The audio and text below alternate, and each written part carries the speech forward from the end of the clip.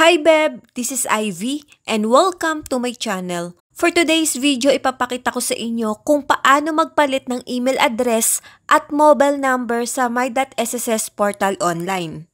If you are interested na malaman kung paano ito gawin, please keep watching until the end of this video. Kung bago ka pa lang sa channel ko, I invite you to please do like, share, comment, and subscribe to my channel.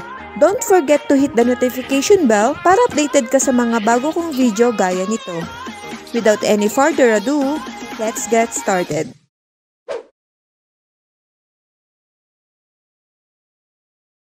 All you have to do is magpunta sa SSS website, just enter your credentials login, and click sign in. At syempre, dahil may added security measures ang SSS, hahanapan kayo ng OTP or TOTP bago mabuksan ang inyong portal. Then, click Get PIN. Take note lang, Beb, kung ano yung registered mobile number nyo sa SSS records, yun po yung makaka-receive ng OTP. If ever naman po na may bago ka ng mobile number or wala kang natatanggap na OTP, ay magpa-update po muna kayo sa SSS bago mag-forgot password. Para sa updated registered mobile number ka na po makakatanggap ng OTP. Once na naka-receive na kayo ng OTP gaya nito, i-input sa SSS portal, then click login. Once na nasa dashboard na kayo ng my.sss account, proceed po tayo sa Member Information tab at iselect ang member details.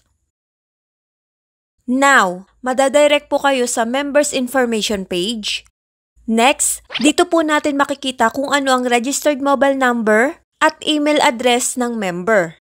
If ever na may bago po kayong mobile number or email address, pwede po natin itong i-update online as long as may access ka sa my.sss account. I-click lang po itong update information. Then may magpa-pop up na tab for updating contact information. Let's say email address ang i-update. I-click lang po itong box. At dito naman po natin i-encode ang updated email address. Kung iba na din po yung mobile number nyo, ganun lang din po yung gagawin. I-tick lang po yung box, then ilagay yung new mobile number. After that, click Next. Okay? Double check nyo yung details na for updating na i-encode nyo, especially sa email address dahil doon po ipapadala ang activation link. Kung mobile number naman po, doon nyo naman po matatanggap ang OTP. Kung tama naman ang lahat, click Submit. Next, pwede nyo na pong i-check yung email account nyo kung may natanggap kayong email from SSS gaya nito. Ito po ay para i-acknowledge or ma-confirm ang inyong request for updating of email address. You need to confirm your request within 3 working days lang po.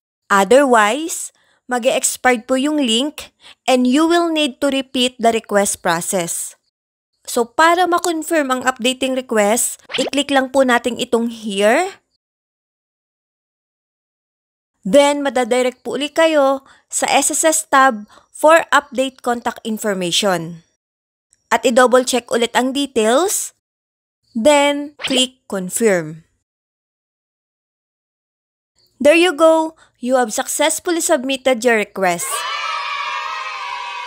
After 2 calendar days from the confirmation date, may matatanggap kang email from SSS para sa PDF copy mo ng updated contact information. So, ganun lang po kadali mag-update ng email address or mobile number online sa my.sss account. So, I think that's it for this video. I hope na nakatulong sa inyo and thank you so much sa wala nyo sawang pagsubaybay sa mga video ko. Thank you and God bless everyone. Follow for more!